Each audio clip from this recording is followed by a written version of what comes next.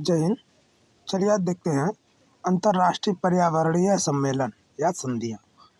अंतर्राष्ट्रीय पर्यावरणीय सम्मेलन या संधियाँ, आज इसके बारे में चर्चा की जाएगी। और यहाँ से जो सम्मेलन से सारी परीक्षाओं में लगभग क्वेश्चन पूछे जाते हैं। बहुत लोग पूछते हैं सर पेट का कब पढ़ाया जाएगा, पेट में कौन सा क्वेश्चन आता है, किस तरह का आता है। तो हर जगह लगभग क्वेश्चन उसी तरह के होते हैं, बस सिर्फ लेवल उसमें घटा बढ़ा दिया जाता है।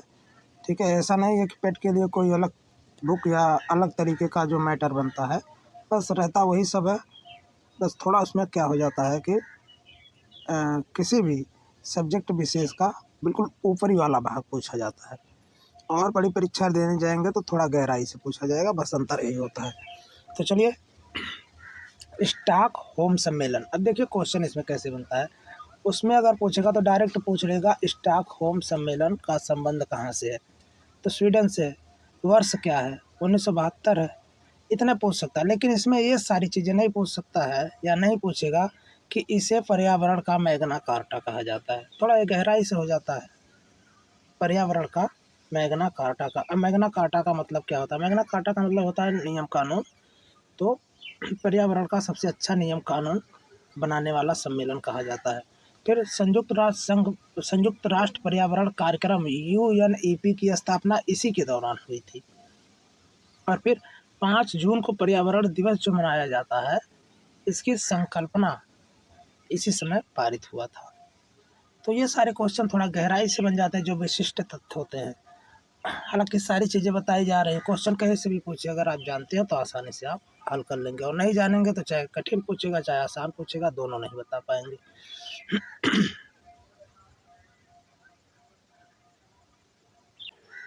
आगे आइए देखते हैं हेलसिंकी सम्मेलन। हेलसिंकी सम्मेलन थोड़ा बड़ा कर दे रहे हैं और आसानी हो जाएगा समझने में। देखिए हेलसिंकी सम्मेलन, ये देख सकते हैं यहाँ पर हेलसिंकी सम्मेलन। स्टॉकहोम स्वीडन में है, 72 में ये जो सम्मेलन हुआ था। अब हेलसिंकी जो सम्मेलन हुआ था 2 साल बाद यानी 74 में हुआ था। और इसमें क्या कहा गया, सामुद्रिक पर्यावरण की सुरक्षा से संबंधित बात कही गई। यानी समुद्र में जो भी जल जीवन है या जीवन है, या उससे संबंधित चाहे कह सकते हैं कि जो वनस्पतियां हैं, यानी समुद्रों में भी तमाम प्रकार की वनस्पतियां पाई जाती हैं, या कीड़े मकोड़े या मछलियां हैं, या जो भी जीव उसमें पाए जा रहे हैं, और उसमें पर्यावरण प्रदूषित हो रहा है, यानी समुद्र का जो पर्यावरण है, तो धीरे धीरे वो लोग खत्म हो रहे हैं, विलुप्त हो रहे हैं, मर रहे हैं। तो इसमें ये चीज़ बताया गया है कि समुद्र में जो तमाम प्रकार के कूड़ा करकट या कचरा जा रहा है, इसको थोड़ा सा रोका जाए और इन सारे जीवों को बचाया जाए। तो इस तरह की संकल्पना इसमें कही गई है। यानी सामुद्रिक पर्यावरण की सुरक्षा से संबंधित कौन सा सम्मेलन है, तो हेलसिंकी सम्मेलन जो फिनलैंड में है। आगे आइए देखते हैं लंदन सम्मेलन। लंदन सम्मेलन ये भी बहुत फेमस है, और ये 1975 में, 1 साल बाद 1975 में आया। और समुद्री कचरे का निस्तारण, यानी ये वाला जो था, इसी का सहयोग करने के लिए आया था। हेलसिंकी सम्मेलन का ही सहयोग करने के लिए आया था।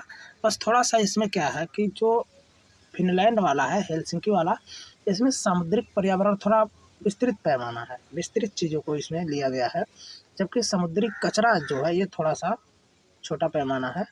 तो दोनों चीज़ एक ही तरीके से काम करती हैं, बस इसमें उसके पर्यावरण से संबंधित मतलब हर चीज़ों को देखना, और इसमें सिर्फ कचरा की सफाई करना है बस। आगे देखिए यूरोपीय वन्य जीव व प्राकृतिक निवास क्षेत्र संरक्षण सम्मेलन। यूरोपीय वन्य जीव, ये सिर्फ यूरोप के परिप्रेक्ष्य में था। आगे आइए देखते हैं, और इसकी स्थापना जो हुई थी 1979, 79 है, 1979।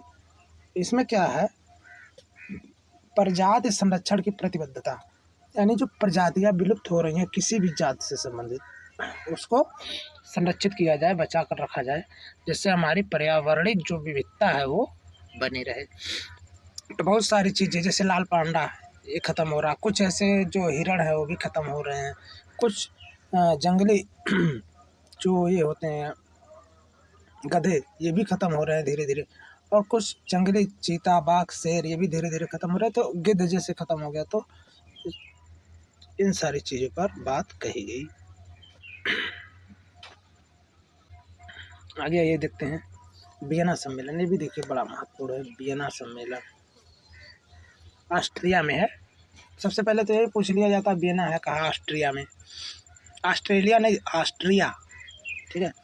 और इसकी स्थापना 1985 में इसकी स्थापना हुई। और इसका काम क्या है, ओजोन स्तर का संरक्षण। ओजोन स्तर का संरक्षण यानी ओजोन परत में जो छिद्र हो रहा है, छिद्र तो नहीं होता है, बस ओजोन परत जो है पतली हो जाती है तो उसको बोलते हैं छिद्र हो गया है। तो ओजोन परत का संरक्षण से संबंध रखते हैं वियना सम्मेलन, यानी ओजोन परत को बचाया जाए, यानी पतला ना हो, छिद्र ना हो, या ओजोन परत का ह्रास ना हो। इस वजह से इस तरह के कार्यक्रम लाए गए।